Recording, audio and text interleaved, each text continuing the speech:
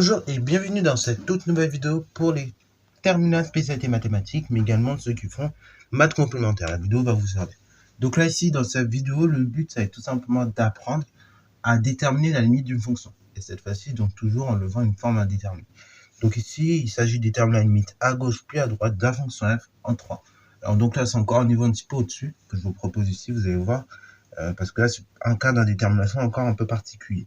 Ok, et donc je vais vous proposer une autre méthode pour résoudre ce cas d'indétermination. Alors, tout d'abord, donc déterminer la limite à gauche ou à droite de f en 3. Ok, voilà, donc la limite de f en 3. Et il va y avoir donc plusieurs manières de faire. Tout d'abord, voilà, de faire de façon un peu basique. Donc là, vous pouvez mettre en pause, essayer de le faire par vous-même, et après on va essayer. Après, donc je vais vous expliquer la démarche. Sur ce, donc correction. Alors, tout premièrement, comme si je savais pas. Donc je vais déterminer la limite lorsque x tend vers 3 du numérateur. Donc ça fait limite lorsque x tend vers 3 de x carré moins 8x plus 15, ce qui fait donc 3 carré moins 3 fois 3, enfin 8 fois 3 plutôt, plus 15. Ce qui fait donc 9 moins 24 plus 15, ce qui fait donc 9 et 15, 24 moins 24, 0. Ok. Donc le numérateur, lorsque x tend vers 3, il va tendre vers 0. Après, on va faire la même chose pour le dénominateur. Lorsque x tend vers 3, x moins 3, qui est la limite? Bon là, on peut déterminer très facilement, c'est 3 moins 3, donc 0. Ainsi, on est en présence d'une forme indéterminée. Le numérateur tend vers 0, le dénominateur tend vers 0. Donc là, du coup, de façon directe, par quotient, on ne peut pas conclure. Ok. Donc là, on est en présence d'une forme indéterminée. Ok. On a mis ça en route.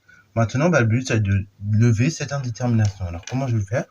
Et tout simplement, qu'est-ce que je constate? Je constate que le numérateur et le dénominateur, la valeur 3 les annule. Ok. Donc la valeur 3 annule le numérateur ainsi que le dénominateur. Donc c'est-à-dire que, alors là, on va surtout s'occuper du numérateur. Le numérateur, par contre, on peut le factoriser par x moins 3. Ok. Donc 3 annule donc le polynôme suivant, c'est-à-dire x carré moins 8x plus 15. Donc, par conséquent, il est factorisable par la chose suivante. Donc, il est factorisable par x moins 3. Ok. Là, maintenant, on a vu que c'est factorisable par x moins 3. Et donc, ce qui va se passer, c'est que, là, vous regardez, on est en présence d'un polynôme du second degré. Ok.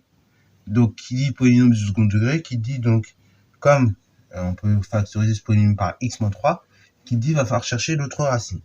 Ainsi, pour tout réel x appartenant à l'ensemble des définitions de ma fonction f, donc là, j'ai f de x égale la chose suivante, donc ce sera x moins 3, facteur de x moins x2, ok, divisé par x moins 3.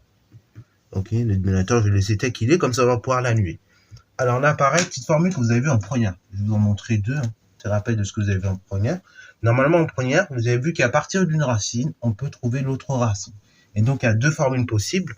Donc, première formule, je vous la mets là, c'est tout simplement au niveau de la somme. Si vous faites x1 plus x2, ça donne moins b sur a. Ok, ça c'est la première formule que vous avez vue. Et deuxième formule, donc là, je vais mettre d'une autre couleur, c'est quand on fait le produit des deux racines. Ok, donc le produit des deux racines, donc là ici, ça serait tout simplement x1 fois x2, c'est c sur a. Alors là, pareil, ces deux formules, elles se démontrent. Donc là, pareil, je fais une petite vidéo là. J'avais déjà fait une petite vidéo l'année dernière, je vais les démontrer tranquillement. Donc là, si vous voulez voir la démo de la formule, il n'y a pas de souci. C'est dans le chapitre fonction polynôme du second degré. Et donc, c'est la vidéo sur la somme et le produit de racine. Ok, voilà. Donc là, avec l'une des deux formules, tout simplement, je vais déterminer la valeur de x2. Très simplement. Ok, en me servant du polynôme qui est au numérateur. Donc, je sais. On sait que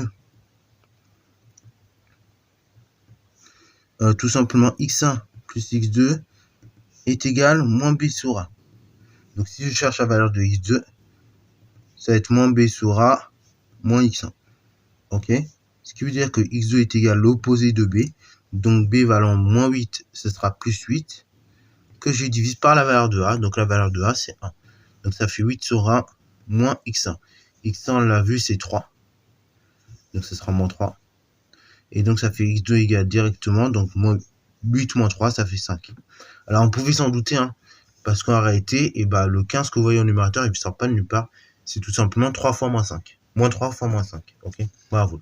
Donc on pouvait s'en douter en soi du 5, mais voilà, si on veut utiliser une règle pour être précis, c'est ça qu'on utilise. Alors donc, pour tout réel x appartenant à l'ensemble des définitions de la fonction, on peut écrire que f de x est égal à x moins 3 facteur x moins 5 divisé par x moins 3. On simplifie par x moins 3, c'est-à-dire f de x égale x moins 5. Et donc là, vous reconnaissez une fonction affine. Alors, ici, on dit même qu'elle est affine par morceau, ce qui signifie qu'en fait, elle sera affine et donc en moins 3, elle ne sera pas définie. Okay, enfin, en 3, elle ne sera pas définie, qui est la valeur interdite. C'est à cause de ça d'ailleurs que, du coup, on ne peut pas déterminer la limite. C'est parce qu'en fait, la fonction n'est pas définie en 3. C'est surtout pour ça. Puisque le dénominateur, il vaut 0. Alors, du coup, maintenant, la suite, c'est quoi? C'est juste de déterminer. Comme f de x, on a montré que c'est x moins 5, ça vaut ça. Et de ce cas-là, le but, c'est de déterminer la limite de x moins 5. Ok? Donc, limite, lorsque x se rapproche de 3 de x moins 5, c'est égal à donc 3 moins 5, qui est égal à moins 2. Ok? D'où limite lorsque x se rapproche de 3. Et donc là, c'est vrai pour x supérieur à 3 ou bien pour x inférieur à 3, c'est la même chose. Ok, je vais le mettre dans les deux cas. De notre fonction f, c'est égal à moins 2. Ok, et d'ailleurs, si vous faites le test sur une calculatrice, vous verrez, et en fait, toutes les valeurs vont se rapprocher petit à petit de moins 2. Ok, donc il y aura un côté, donc si je me trompe. Donc là, elle va se rapprocher de moins 2, tout simplement en tendant. Donc là, ici, pour des valeurs x supérieures à 3, donc la fonction f, les valeurs donc, de f de x vont se rapprocher de moins 2 en tendant à être de plus en plus petites. Hein. Tandis que là, dans ce sens-là, tout simplement, les valeurs de la fonction f, donc pour des réels x inférieurs à moins 3, vont se rapprocher de moins 2 en tendant à être de plus en plus grandes. Ok, bravo. Donc voilà, c'est tout pour cette vidéo. On a fait le tour sur ce cas de forme d'indétermination. Je vais encore vous en proposer un autre que j'ai trouvé très pertinent et qui va nous permettre de voir aussi une règle qu'on reparlera en maths experte. Ok, donc s'il y avait d'autres appels, n'hésitez pas à la liker, commenter et voir le tutoriel en mathématiques et en sciences.